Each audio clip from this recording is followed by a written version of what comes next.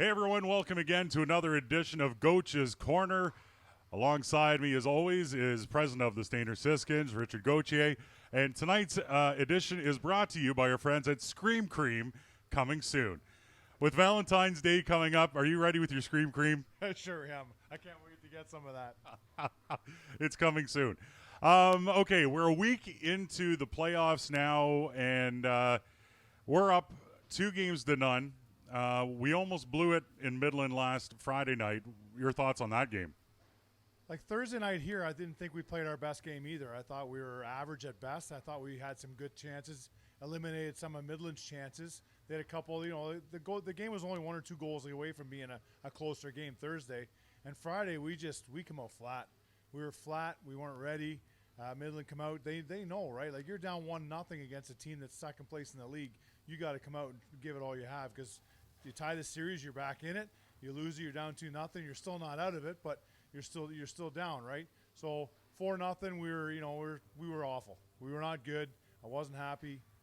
Buck Parker wasn't happy.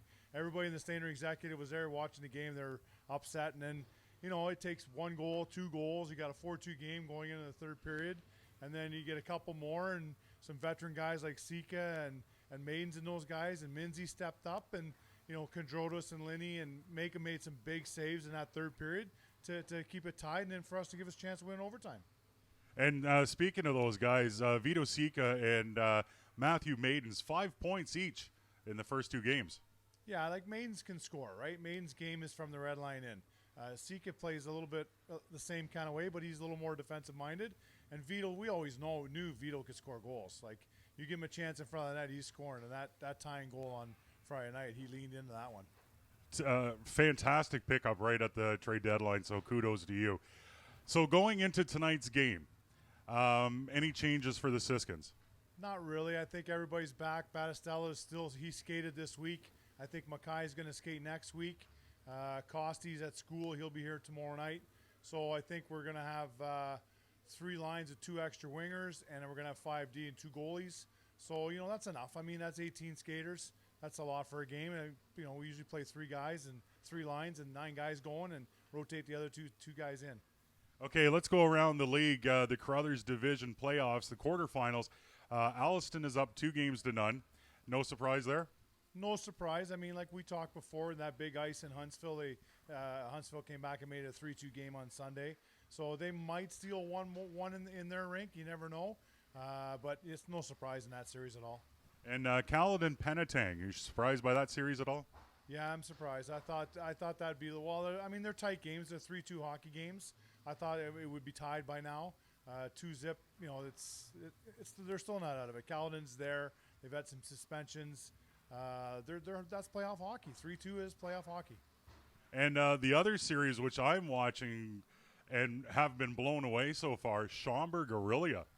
Well, Aurelia was struggling at the end of the year. I mean, Heitzner's got a lot of things going on, and I heard he's walked away from the team again. Jordan Russell, I heard, walked away from the team, and Schaumburg's got young guys that work hard. They got decent goaltending, and they lost the other night 5-3, but they've had 2 convincing wins, right? The first one, and then the game 2, 8-4. So we'll see what happens in that series. I think it could go the distance, that one.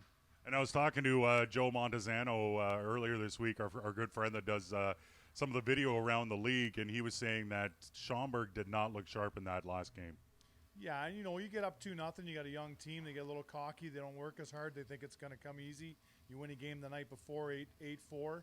They got to show up every night. I mean, their coaches are new guys in the league as well as ours, and they got to keep the team focused and motivated. And our series the other night, Friday night, Jake was really impressed with how the team came back and ended up pulling the win out. I mean, wasn't happy with the effort and the way the game kind of went, but he was really happy with the way it turned out.